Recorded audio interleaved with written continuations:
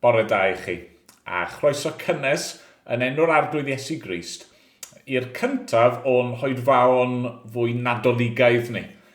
Fi'n gwybod fod i dal yn mis Tachwedd, ond yn dechnegol dyma yw Sul gyntaf yr Advent, ac felly mae wedi cael ei sicrhau fi fod yn dderbyniol bod ni'n dechrau canu carolau.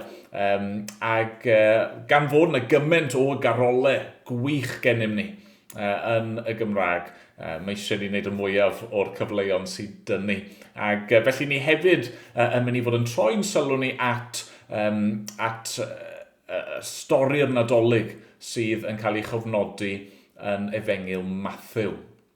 Ond cyn ni fynd ymhellach, nawr ni weddio, nawr ni gyflwyno'r amser yma i'r arglwydd. O Dduw ein tad a thad ein harglwydd Iesu Grist.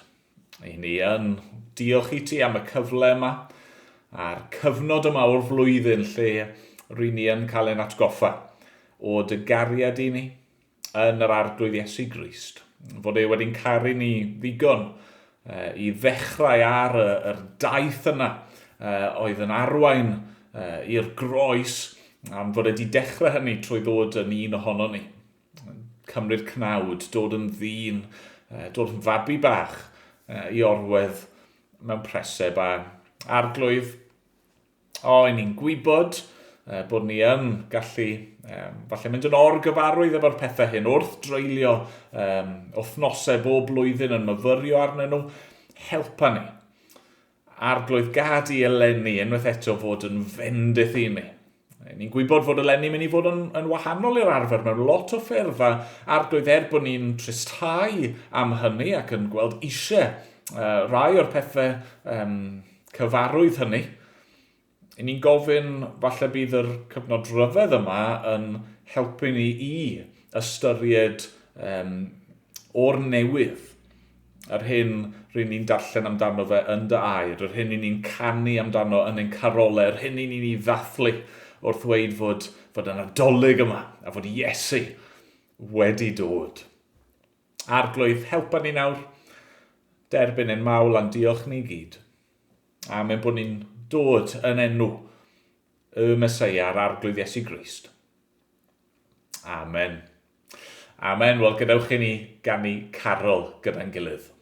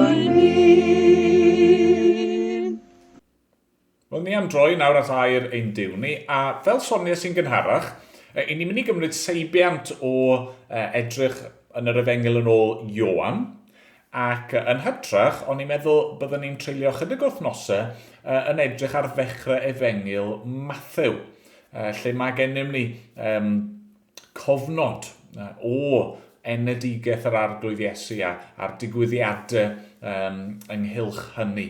Felly, am y syliau nesaf, dyna lle byddwn ni'n troi o wythnos i wythnos. Ni'n mynd i ddechrau yn Mathew penod 1 ac adnodau 1 i 17.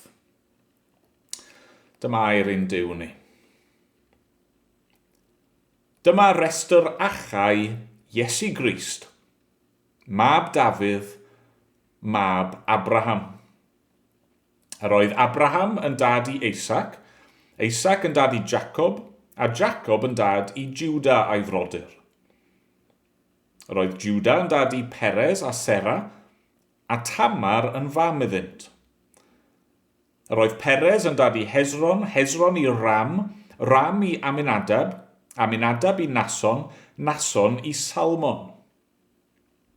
Yr oedd Salmon yn dad i Boaz, a Rahab yn fam iddo. Boaz yn dad i Obed, a Ruth yn fam iddo. Obed yn dad i Jesse, a Jesse yn dad i'r brenin Dafydd.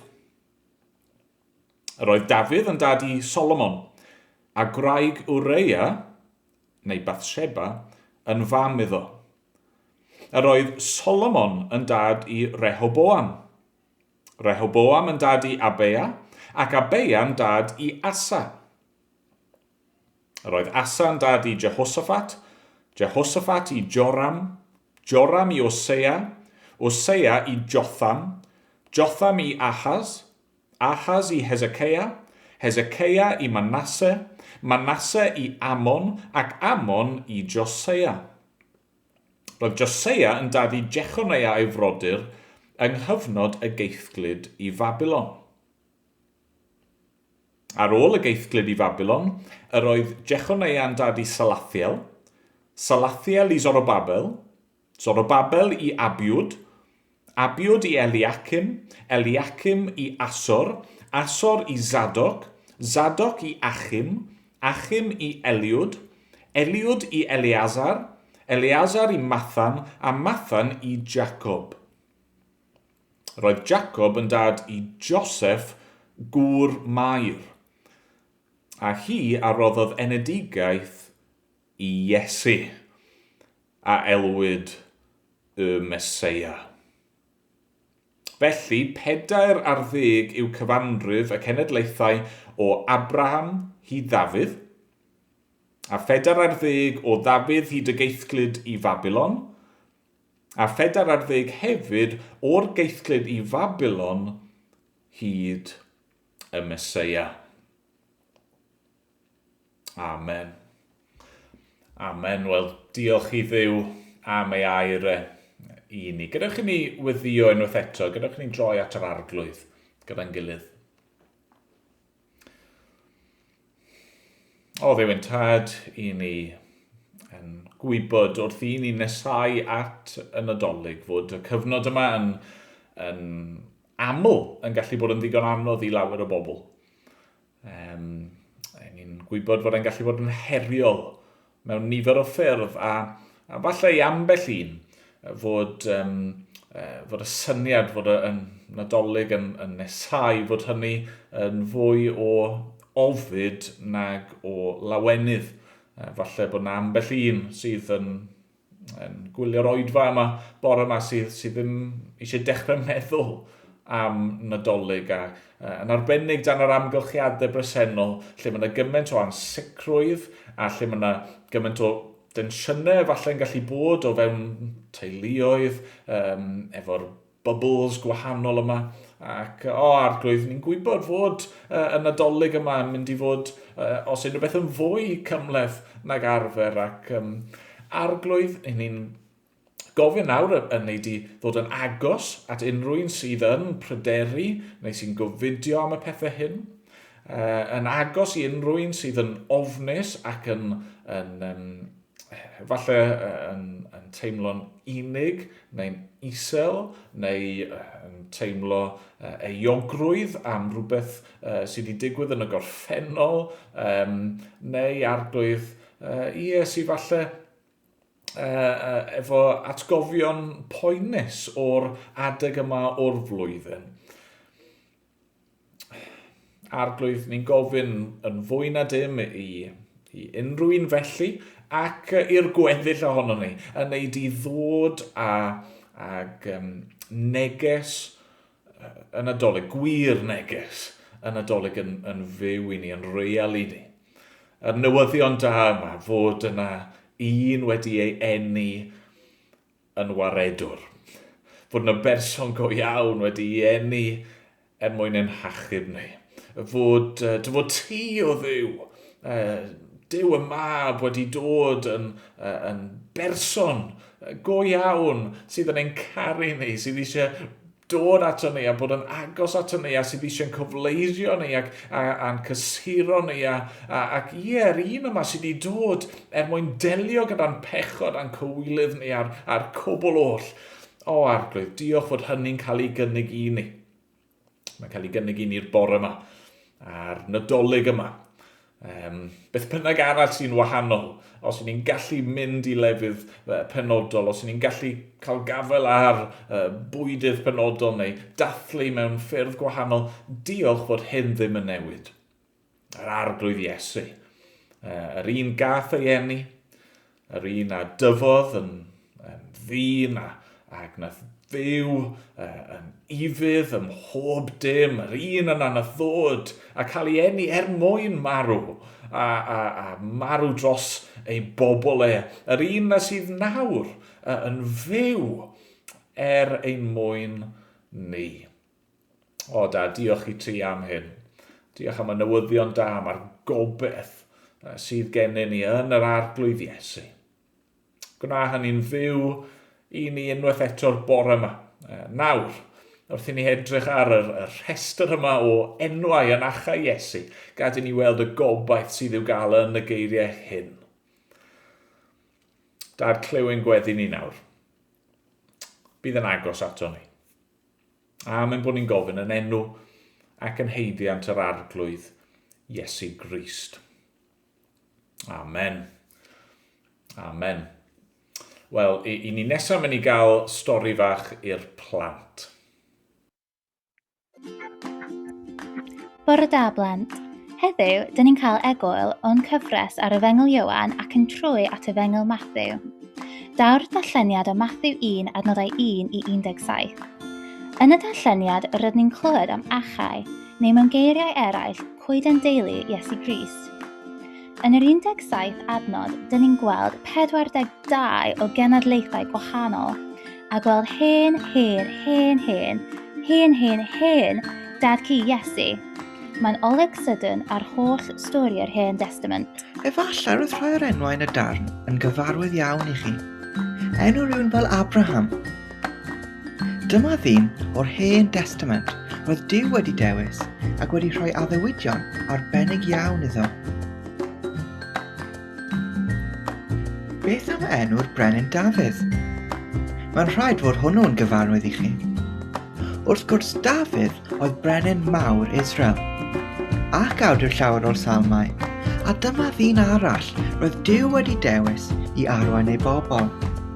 Mae Abraham a Dafydd yn bobl bwysig ac enwog iawn, ac felly mae dweud bod Iesu'n un o'i plant nhw yn awgrymu'n syth bod Iesu hefyd yn bwysig, ac wedi ddewis gan Dduw. Roedd pobl Israel yn falch iawn o'i cysylltiadau gydag Abraham a'r addewidion roedd Duw wedi gwneud i Dafydd. Yn y bregeth heddiw, fe fyddwn ni'n clywed mae Iesu Grist yw'r un sy'n cyflawni holl addewidion Duw. Felly gwrandewch mas. Ond, mae lot o enwau eraill ar y rhestr. Ac nad oedd Abraham na Dafydd yn berffaith, roedd rhai o'r bobl sy'n cael eu henwi yma yn bobl arbennig o ddrwg. Brenhinoedd drygionus fel Rehoboam, Ahas a Manasseh. Pob un wedi gwneud pethau erchyll yn eu bywydau fel peidio addoli Duw.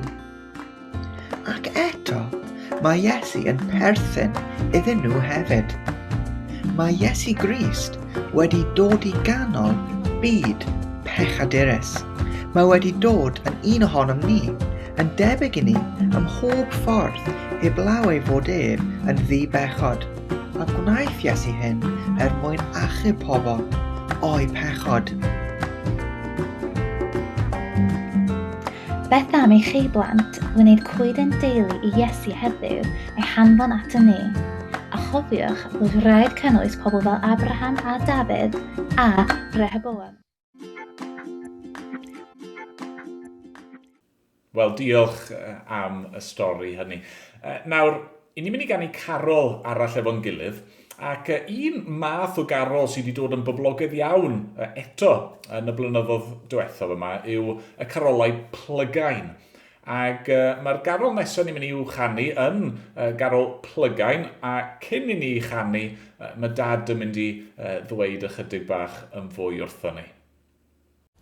Wel, mae'r traddodiad o ganu ymynedd Plygain yn hen traddodiad yn y Gymraeg, mae'n nôl canrifoedd. A be sydd gyda chi yw sefyllfa lle yn wreiddiol o chi'n dod at eich gilydd yn gynnar o'r Nadolig. Dyna beth yw ystyr y gair Plygain, caniad y ceiliog. Felly o'ch chi'n dod at eich gilydd yn yr eglwys yn gynnar ar fôr y Nadolig i ganu carolau. Mae'n hen traddodiad ac wedi cadw yn arbennig yn Gogledd Ddwyrain Cymru. Ac yna o'r tua 1960 ymlaen, mae wedi dechrau mynd yn boblogaidd eto ac yn lledu rannu eraill o Gymru. Ond yr hen draddodiad, fel i weid, oedd dod at eich gilydd fore Nadolig. Gyda'r amser, beth ddigwyddodd oedd bod y gwasanaethau yma'n symud i'r hwyr ac yn symud unrhyw bryd o tua chanol mis Rhagfyr i tua chanol mis Ionawr. Ac yn symud hefyd i gael ei cynnal mewn capeli yn ogystal ac eglwysi Anglicanaidd. A mae'r carolau Plygain yma yn draddodiad unigryw, gwahanol iawn i beth gewch chi yn canu carolau yn Lloegr enghraifft. Hynny yw, mae ffocws y caneuon yma, carolau yma, nid ar y geni fel y cyfryw. Mae'n sôn, wrth gwrs, am enedigaeth Crist, ond maen nhw, wel, byddai'r gair holl gynhwysfawr yn air eitha addas sy'n disgrifio nhw, oherwydd maen nhw yn adrodd hanes yr iachadwriaeth i gyd yn aml iawn. Hynny yw, maen nhw'n sôn am y geni, ond yn aml iawn maen nhw'n symud ymlaen yn reit gyflym y gyda gwir i sôn am farwolaeth Crist, ac am yr atgyfodiad, ac am, wel, yn mynd mlaen i hyd ar ddiwedd y byd, ac yn aml iawn yn dechrau gyda Cwymp Addag Efa yn y garddediad hefyd. Felly maen nhw'n rhyw fath o bregethu ar gân ydyn nhw mewn gwirionedd. Nawr mae'r garol ar gyfer heddiw'r bore, carol gan dyn o'r enw Eos Ial oedd ei enw barddol, David Hughes oedd ei enw fe, oedd e'n byw yn ardal Corwen yn fras, yr ardal rhwng Corwen a Llangollen. A fe gafodd droedigaeth yn y flwyddyn 1836, a mae'r garol yma'n cael ei chyhoeddi wedyn am rhyw 2 blynedd ar ôl hynny mewn llyfryn ganddo fe. Yn wreiddiol, mae'r garol yn rhyw 12 pennill i gyd, oherwydd un o'r nodweddion carolau Plygain i fod nhw'n cerddi hir, yn ganeuon hir iawn, ond yn ymarferol 4 pennill i ni yn ei canu nhw, falle llai na hynny weithiau, 3 pennill mewn rai llyfrau mynnau. Beth sydd gyda ni yma yn y detholiad mewn 4 pennill yw y 2 bennill agoriadol ar gyfer heddiw'r bore yn Faban Bach, heddiw'r bore, wrth gwrs, bore Nadolig, yn Faban Bach, y ganwyd Gwreiddyn Jesse yn Faban Bach. A beth sydd gyda chi yn y 2 bennill gyntaf yna yw y sôn am y proffwydoliaethau oedd yn yr Hen Testament yn dweud bod Crist yn mynd i ddod ac yn disgrifio fe. Nawr, mae rhes o enwau yn cael ei rhoi iddo fe yn y 2 bennill gyntaf yn cyfeirio nôl at proffedolaethau neu ddarnau o'r Hen Testament. Gwreiddyn Jesse, wrth gwrs, yn cyfeirio fyna at y cyfeiriad yn Eseia at yr un sy'n ei ddod allan o wreiddyn Jesse, sef tad y brenin Dafydd, felly fod yna rhyw frenin nefol yn wedi ddod. Y cadarn ddaeth o Bosra, wedyn Bosra, wrth gwrs, wedi bod yn y newyddion yn y blynyddoedd diwethaf sylwaith oherwydd yr ymladd yn yr ardaloedd yna. Bosra yn traddodiadol yn ddinas gadarn, ond dyma'r un cadarn yna wedi gallu trechu dinas gadarn yr un drwg fel bethau. Y deddfwr gynt ar Seinau wedyn, yr un arloddodd y 10 gorchymyn ar fynydd Seinau, ar iawn gael argarfaria, hynny yw, mae'n wrthgyferbyniad yna, does y deddfwr gynt ar Seinau, yr un sy'n roi'r ddeddf, yr un perffaith yma, yn mynd yn iawn ar galfaria ar ein rhannu, yr un mae'n naw sydd yn signal bron Maria yn ffurf rhadu'n groeg ar yr enw Mair. Ac yna mae'r ail bennill yn parhau wedyn cael bywiol ddŵr Ezekiel. Mae Ezekiel yn gweld gweledigaeth o ddŵr bywiol yn dod o dan rhiniog teml Dduw ac yn dod â bywyd a iechyd. Felly dyma'r un nawr sy'n dod â bywyd i ni. A gwir Eseia Daniel yn einiog Duw, roedd Daniel wedi weld yn ei broffwydoliaeth. Cael bachgen doeth Eseia, eto un o broffwydoliaethau Eseia am yr un na ddim wedi ddod. Yr addewid roi diadda, Dyw adeg y cwymp yn addo bydd na waredwr yn dod, yn addo wrth addag efo bydd na waredwr yn dod. Yr alfa a'r omega, y dechrau a'r diwedd a'r un Mair mewn côr y Methran Juda, mewn preseb y Methran Juda. A rhyfeddod yn yr un sy'n mor fawr yn yr holl ysgrifiadau hwnnw, yn ble mae fe a'r un Mair mewn preseb yn y Methran Juda. Ac wedyn, pennill nesaf wedyn, diosgodd Crist i Goron, yn un o'r penillion yna sydd yn chorff y garol blygyn reiddiol, y 12 pennill yma, sy'n olrhain hanes Crist o'i ymwydoliad wel, yr addewidion yn gyntaf, wrth gwrs, wedyn i ymwydoliad i farwolaeth i atgyfodiad ac yn gorffen gyda sôn am y nefoedd felly. A beth ych chi'n gael yn y trydydd pennill yma yw y cyferbynnu yma. Diosgodd Crist i Goron fel brenin nef fel bethau, o'i wir fodd, mwyn coroni Seion. Seion yna'n cynrychioli'r eglwys i bobl Felly mae'n tynnu Goron mwyn coroni bobl. I blygu ben dihalog, i dihalog yna'n golygu perffaith, i blygu ben dihalog o gan y Goron ddreiniog, y Goron o ddrain oedd ar y groes, ac yn dioddau dirmig chydiog, codi pen yr eog. Mae yn plygu ben ar y groes mwyn i ni cael ein codi a'n pen ni'n cael ei codi.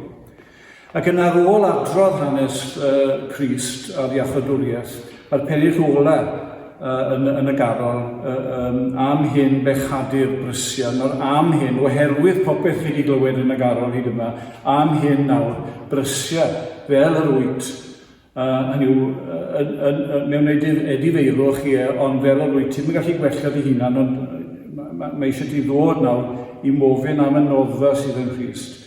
Oherwydd bod Duw wedi agor ffynon nawr i tir y gorwyd ffynon, a ilch dy glwyfau di, ond mae dy ddiwch di, dy bechodau di yn mynd i cael ei golchi'n lan. Fel eira gwyn yn salmon. Nawr mae salmon fyna yn cyfeirio at fynydd, mynydd salmon, oedd yn fynydd oedd yn ddi. Ond beth sy'n digwydd yn hyn, nawr mae'r eira yn dod ar y mynydd di ac yn troi'r diwch na, yn troi'r pechod na yn wynder. A felly yr anogaeth ar y diwedd yna, gan hynny, tyrd yn brydlon, deren awr, fel yr wyt. Ar gyfer heddiw'r bore, faban bach, y ganwyd gwreiddyn Jessen faban bach, y cadar ddaeth o Bosra, gynta'r syna. Iawn gaid ar galfarian, faban bach, yn faban bach. Yn signo bron Marian, faban bach. Caid bywiol ddŵr Ezekiel, ar lun mair. A gwir Feseia Daniel, ar lun mair. Caid bachgen doedd Eseia, raddewid roedd diadda. Alfa a'r Omega, ar lun mair. Mewn cwr y meddlem Juda, ar lun mair. Diosgodd Crist ei goron, o'i wir fodd.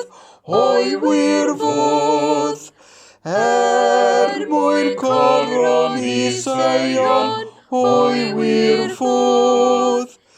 I blygu bent i halog, o dan y goron ddreiniog. I ddioddefdir myrllydiog, o'i wir fodd.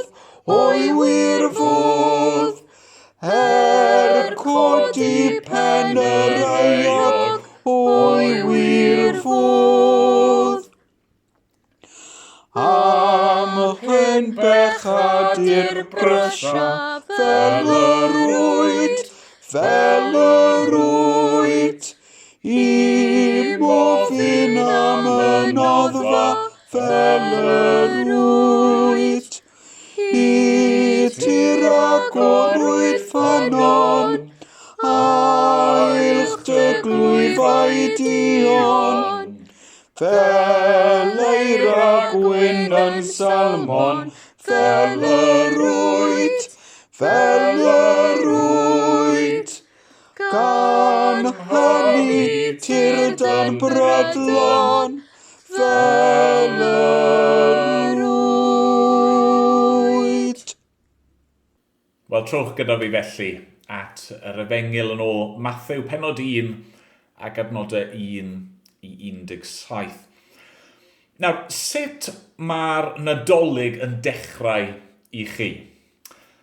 Ife roi'r addurniadau lan yn y tŷ? Ife bwyta eich mince pie gyntaf chi?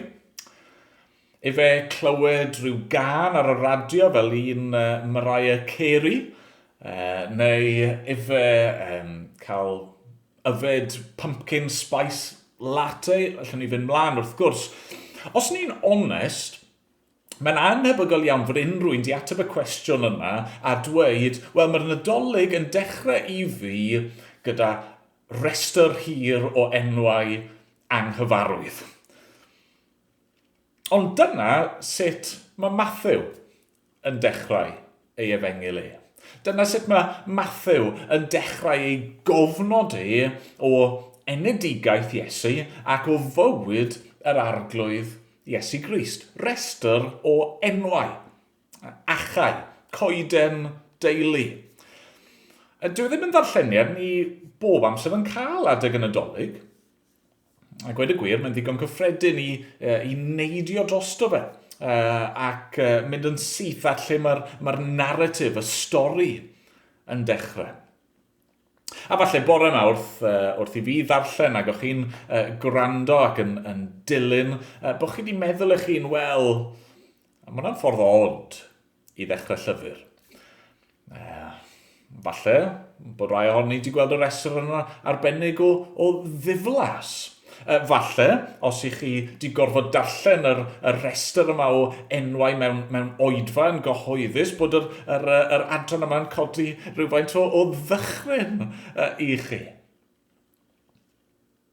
Ond bydde fe'n gamgymeriad mawr i neidio dros yr adran yma, neu i ddiystyru y rhestr yma o enwau. Oherwydd, Dyw'r adran gyntaf yma o Efengil Mathew, dyw e ddim just fel rhagair mewn llyfr lle yn ddigon aml chi'n gallu neidio drosto fe heb golli dim byd, mynd syth i gynnwys y llyfr go iawn.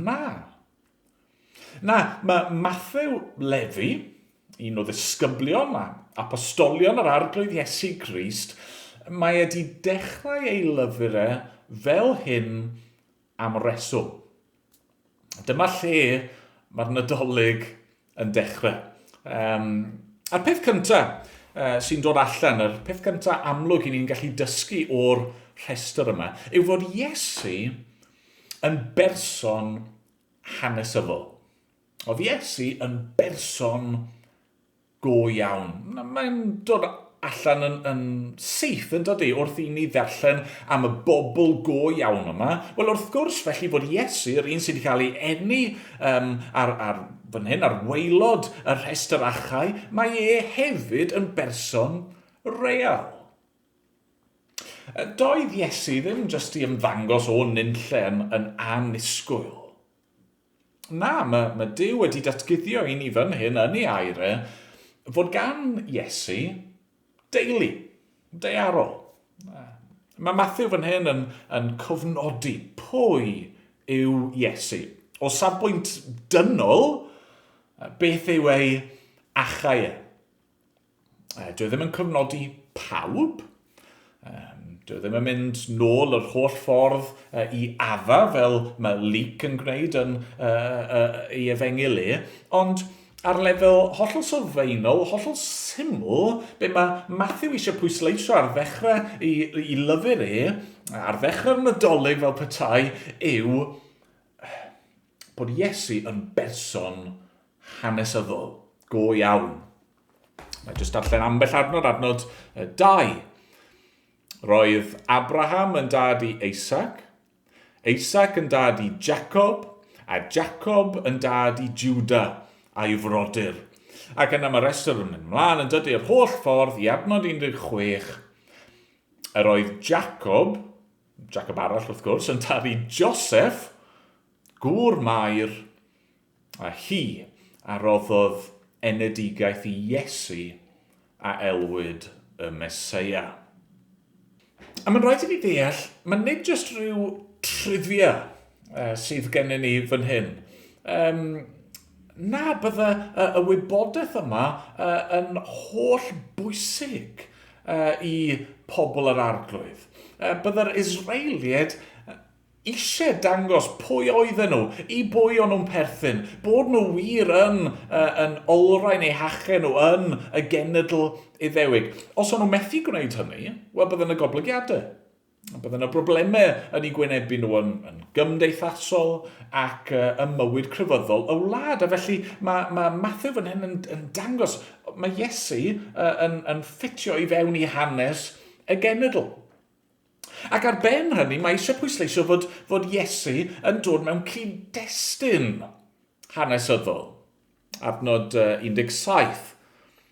Felly 40 yw cyfanrif y cenedlaethau o Abraham hyd Dafydd, a 40 o Dafydd hyd y geithglyd i Babylon, a 40 hefyd o'r geithglyd i Babylon hyd y Meseia.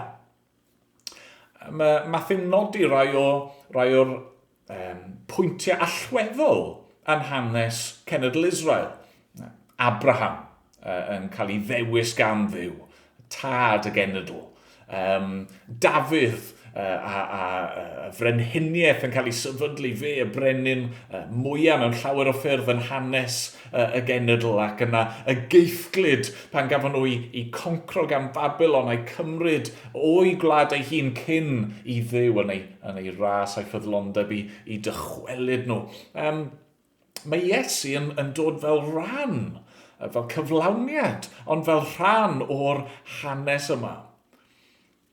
Mae'n rhaid i ni sylweddoli hyn, reit o'r dechrau, dyw Iesu, ei berson e, a be math e, a beth ddysgodd e. Dyw'r pethau yna ddim jyst yn digwydd mewn vacuum. Na, mae'r Nadolig, beth i ni'n ei ddathlu fan hyn, mae'n ymwneud â phobl go iawn. Mae'n ymwneud â digwyddiadau hanesyddol, cymerodd lle mewn amser ar bwynt penodol. Sut mae'r Nadolig yn dechrau? Mae'n dechrau fan hyn yn dydy. Gyda ffeithiau, gyda enwau, gyda hanes, gyda cynllun Duw yn datguddio a datblygu a dangos ei hun dros amser. Chi'n gwybod, mae gymaint o'r pethau ni'n hoffi gwneud amser y Nadolig, y pethau ni'n mwynhau am y Nadolig, maen nhw'n gallu bod yn hynod o anelwig yn dydyn nhw. Y teimlad ni'n cael wrth ganu rhyw ganeuon pop, neu dod at ein gilydd efo rhyw snacks bach i wylio rhyw ffilmiau penodol, neu dod at ein gilydd i fwyta rhyw fwydydd penodol. A please, peidiwch camddeall, fi wrth fy modd yn canu'r pethau yna, yn gwylio'r ffilmiau yna, yn bita'r bwydydd yna. Ac eto, maen nhw'n anelwig yn dydyn nhw. Maen nhw'n bethau sydd yn ansicr. Ni'n gweld hynny lenni, ni ddim yn siŵr be ni'n mynd i allu gwneud gyda ffwy. A felly os mae dyna'r cwbl yw'r Nadolig, os mae dyna yw'r sylfaen ar gyfer bod yn llawen ac yn fodlon ac i brofi heddwch yn ein calon ni, os mae dyna'r cwbl yw'r Nadolig, wel, mae'n sylfaen ansicr, mae'n sylfaen o dywod sydd jyst yn barod i gwmpo. Pan mae'n amgylchiadau ni yn newid fel maen nhw wedi gwneud eleni, ni'n cael ein gadael yn anobeithiol. Ond mae Matthew eisiau ni weld, mae Iesu yn berson go iawn. Nath e gael ei eni mewn cyfnod penodol. Nath e fyw ar adeg penodol. Mae e yn un ohono ni. Mae di dod fel person o gig a gwaed. Mae Duw di dod yn y cnawd ac wrth gwrs, wrth i Matthew mynd ymlaen, mae'n nodi'r pethau eraill. Nath Iesu go iawn mewn hanes. Nath e fyw. Nath e roi ei fywydau ar y groes yn ein lle ni. Nath e atgyfodi ac esgyn at y tad. A dyw'r pethau hynny ddim yn newid. Maen nhw'n ffeithiau. Dyn nhw ddim yn amrywio o dymor i dymor, o flwyddyn i flwyddyn, yn ôl ein amgylchiadau ac yn ôl y ffordd i ni yn teimlo. Maen nhw yn ffeithiau ni'n gallu ymddiried ynddyn nhw, yn gallu credu ynddyn nhw a roi'n ffydd ni ynddyn nhw. Dyna'r perth cyntaf, mae Iesu'n berson hanesyddol, go iawn. Ond yna, rhywbeth arall sy'n dod yn hollol amlwg wrth i ni ddarllen yr achau yma, yw fod Iesu wedi dod i ganol byd mesu, byd syrthiedig, byd pechadurus. Gaethon ni awgrym o hyn, ond yn y stori plant. Mae'r goeden deulu, mae Matthew yn ei gofnodi fan hyn, mae e yn warts and all. Mae ddim yn cuddio dim byd, ydy e. Mae yna mixed bag o bobl yma. Mae ydych chi rai o arwyr yr Hen Testament a rai o'r dihirod penna. Ni'n gweld hynny falle yn eith amlwg yn adnodau 8 i 10. Roedd Asa yn dad i Jehoshaphat i Joram, Joram i Osea, Osea i Jotham, Jotham i Ahaz, Ahaz i Hezekiah, Hezekiah i Manasseh, Manasseh i Amon, ac Amon i Josea. Just yn rhoi chydig enw yma, mae ydych chi frenhinoedd da a frenhinoedd drwg. Frenhinoedd nath dywygio y wlad ag annog ac arwain y bobl i ddychwelyd at yr arglwydd a roi drwg nath arwain y bobl ar gyfeilion ac yn bell oddi wrth Dduw. Ac eto, beth sy'n drawiadol, os ewch chi nôl a darllen drwy'r Hen Testament, darllen am yr enwogion a darllen am y rai infamous. Be sy'n dod yn gwbl eglur yw hyn. Bod y goreion yn eu plith nhw yn bechaduriad sydd angen cael ei achub. A mae'r gweithaf yn eu plith nhw yn bechaduriad sydd yn gallu cael ei achub. Maen nhw'n cael ei achub trwy ras Duw. Ar ei gorau mae'r bobl yma yn gwneud camgymeriadau ofnadwy sydd angen gras am y ddeiant Duw. Ac hyd yn oed ar ei gweitha, does na neb sydd tu hwnt i gyrraedd gras am y ddeiant Duw. Mae Iesu'r person go iawn yma, mae wedi dod i ganol byd go iawn. Byd lle mae yna bobl sy'n ymddwyn yn dda ar adegau ac yn ddrwg ar adegau. A byd lle mae pobl yn cyflawni daioni a drygioni. Ac eto, byd lle ar y lefel dyfna, mae hyd yn oed y gorau yn ein plith ni dal angen maddeuant Duw. Dal angen i'r arglwydd i ddelio gyda'n pechod ni.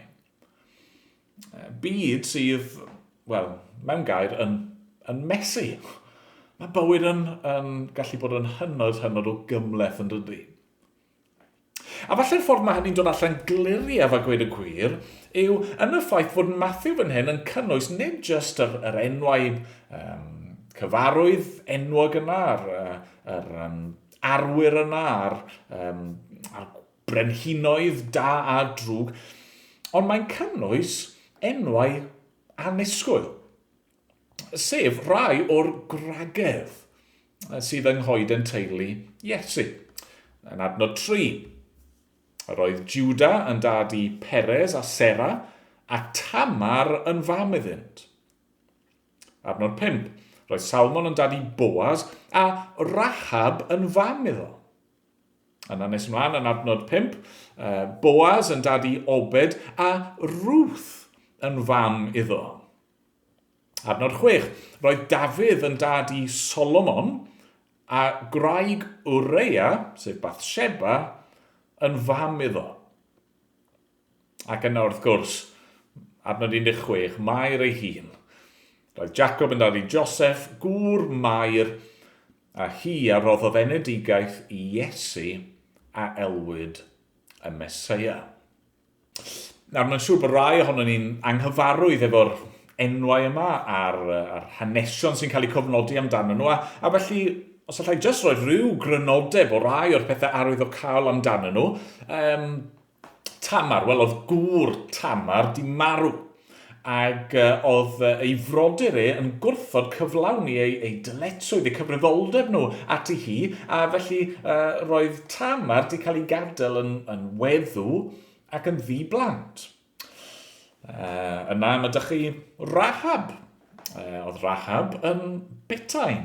Oedd hi'n byw yn ninas Jericho. Oedd yn mynd i gael ei choncro gan bobl yr arglwydd. Oedd y ddinas a phawb yn ein gwynebu barn Duw. Ruth. Oedd Ruth yn Foabes, yn dod o wlad Moab. Oedd hi wedi priodi un o bobl Israel, ond yna oedd hi gŵr hi hefyd wedi marw. A'i gadael hi yn weddw. Bathsheba, fi'n siŵr bod hyn falle'n hanes fwy cyfarwydd, cafodd hi ei chamdrin gan y brenin Dafydd.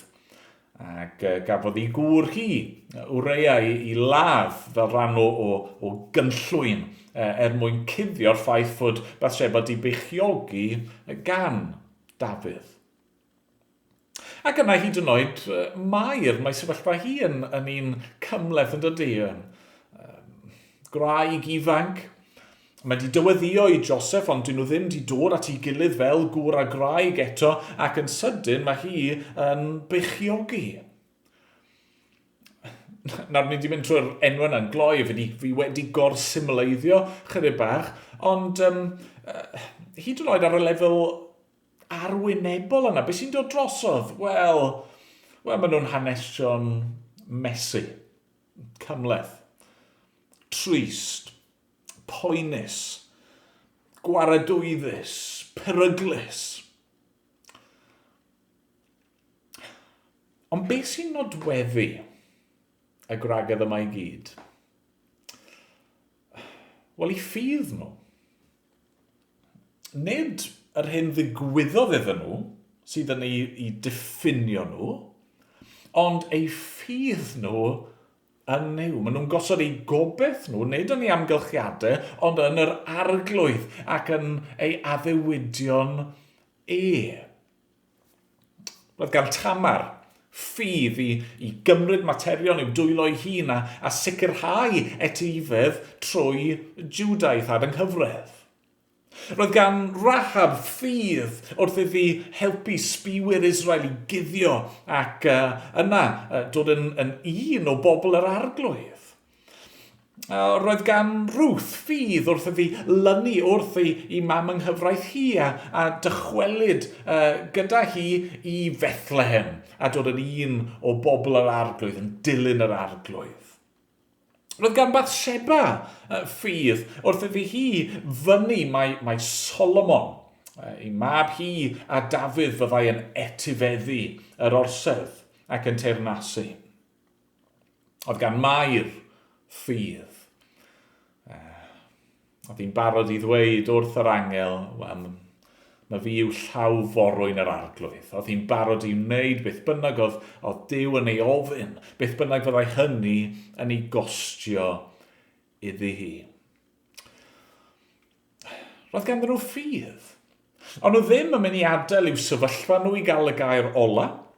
Ond nhw ddim yn mynd i gadael i'r byd mesu yma i'w diffinio nhw. Na, oedd ei golwg nhw ar yr arglwydd.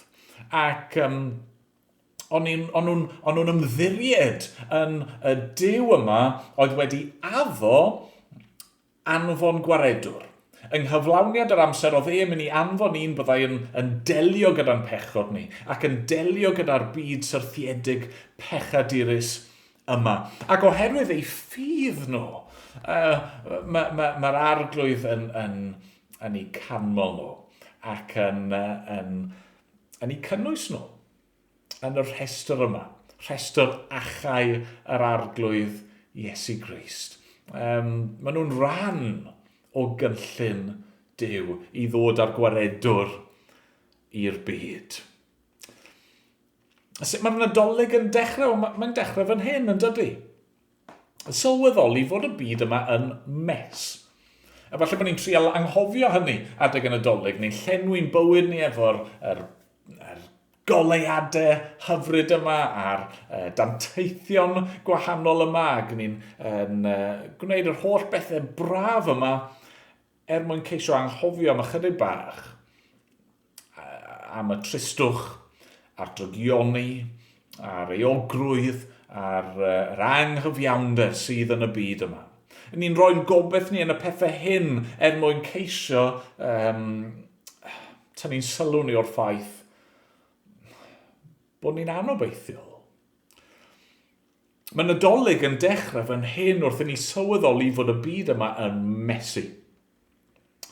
Ac os i ni'n ymddiried yn y byd yma, pethau'r byd yma, ni'n mynd i gael ein siomi. Ond mae gan Dduw mwy ar ein cyfer ni. Mae'n gallu hyd yn oed cymryd ein methiant ni a cymryd ein tristwch a'n galar ni a'r pethau ofnadwy hynny sydd yn dod i'n rhan ni. Mae'n gallu cymryd hynny a'i ddefnyddio fe fel rhan o'i gynllun ni a'i ddefnyddio fe daioni. Dim ond i ni gadw'n golwg ni arno fe. Na'r ail beth. Ond yna mae hwn yn dod yn ni at ein pwynt ola ni. Mae Matthew fan hyn yn dangos fod Iesu wedi dod yn berson go iawn. Mae wedi dod i ganol byd llawn o bechod ac o fethiant ac o fes. Ond mae Iesu wedi dod fel person arbennig. Person unigryw. Mae wedi dod mwyn cynnig gobaith i bobl anobeithiol fel chi a fi. Adnod 17 eto. Felly, 40 yw cyfanrif y cenedlaethau o Abraham hyd Dafydd, A 40 o Ddafydd hyd y geithglyd i Babylon. A 40 hefyd o'r geithglyd i Babylon hyd y Meseia. Nawr, fel ni wedi gweld yn barod, roedd Abraham a Dafydd yn bobl pwysig iawn yn hanes cenedl Israel. Peidiwch gan ddeall, o'n nhw'n bechaduriaid hefyd. Wnaethon nhw llawer o bethau da, wnaethon nhw llawer o bethau ofnadwy hefyd, ond nhw yr un mor ddibynnol ar yr arglwydd i ddangos gras a thrygaredd a maddeiant iddyn nhw. Ond oedd Abraham a Dafydd yn arbennig o bwysig oherwydd fod Duw wedi gwneud addewidion iddyn nhw. Oedd Duw wedi gwneud cyfamod gyda nhw, wedi clymu neu ymrwymo hunan iddyn nhw. Oedd wedi addo i Abraham y byddai teulu Abraham yn tyfu ac y bydda holl genhedloedd y byd yn cael ei bendithio trwy ei deulu neu trwy ei had Ac yna i Dafydd, oedd Duw di addo byddai un o'i deulu neu un o'i had yn frenin am dragwyddoldeb. A felly, fan hyn, ar ddechrau i efengil yma, Mathew eisiau pwysleisio fod Iesu di dod i gyflawni'r holl addewidion hynny. Mae'n berson go iawn, sydd wir yn perthyn fel rhan o'r teulu yma, a mae wedi dod i ganol y byd a'r teulu ddigon cymleth yma, ond mae Iesu yn wahanol, a mae Iesu yn arbennig am ei fod wedi dod mwyn delio gyda'n pechod ni, ac mwyn cyflawni addewidion Duw i'w bobl e.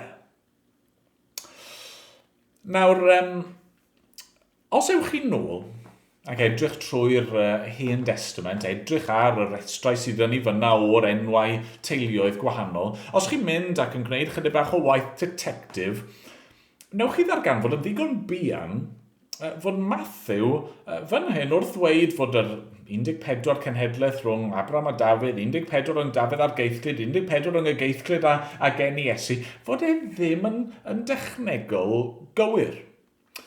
Dyw e ddim yn siarad yn llythrenol, dyw e ddim yn ceisio bod yn llythrenol, a gweud y gwir, mae'n gamgymeriad mor amlwg, mae'n rhy amlwg i beidio bod yn fwriadol. Felly, pam fod Mathew, fel petai mynd i'r ymdrech yma o bwysleisio 14. Wel, yn y Beibl mae rhifau gwahanol efo arwyddocad symbolaidd. Ac yn y Beibl mae 7 yn rhif sydd yn cyfleu cyflawnder, ond mae hefyd yn rhif sydd yn cyfleu y greadigaeth.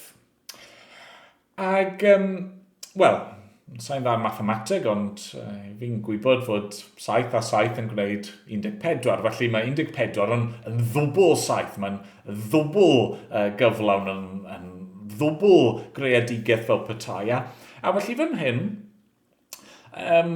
wrth i ni weld fod yna 14, ac yna 14 arall, ac 14 arall, y syniad sydd yn yw fod yna rhyw gyflawnder yn y rhestr yma. Fod yna gyflawnder yng nghynllun Duw.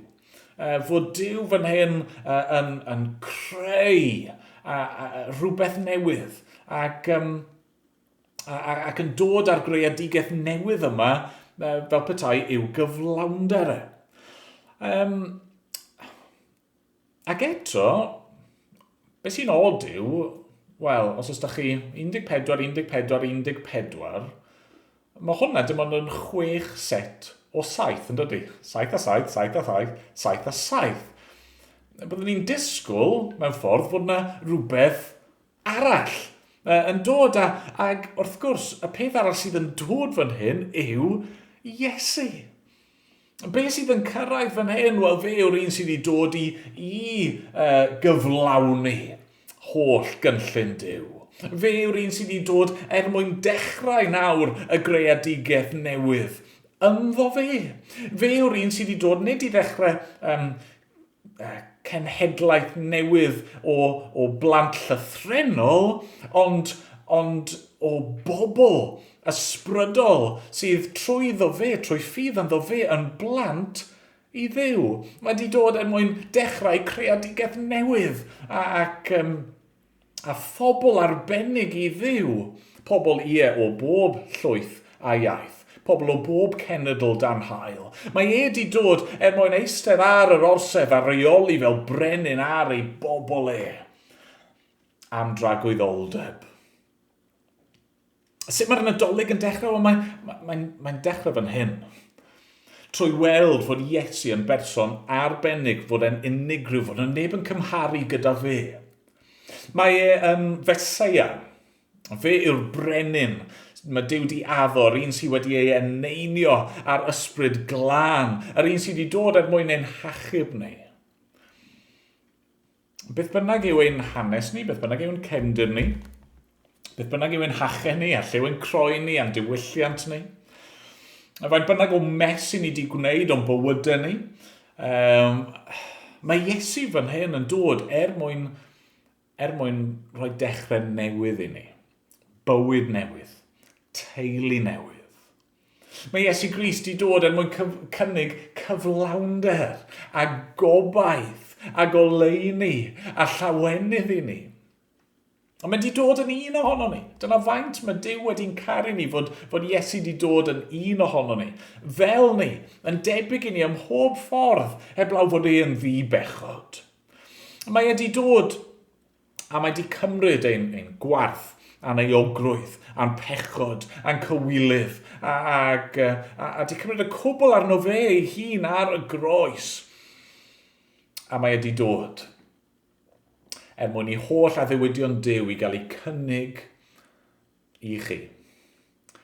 Mae wedi dod mwyn i ni gael rhan yn ei etifeddiaeth yn y greadigaeth newydd mae wedi dod i'w ddechrau. Sa'n gwybod amdano chi, ond mae hynny'n lle llawer gwell i ddechrau'r Nadolig nag unrhyw beth arall. Diolch iddo fe. Amen. Amen. Wel, gadewch i ni ganu carol arall gyda'n gilydd. Sydd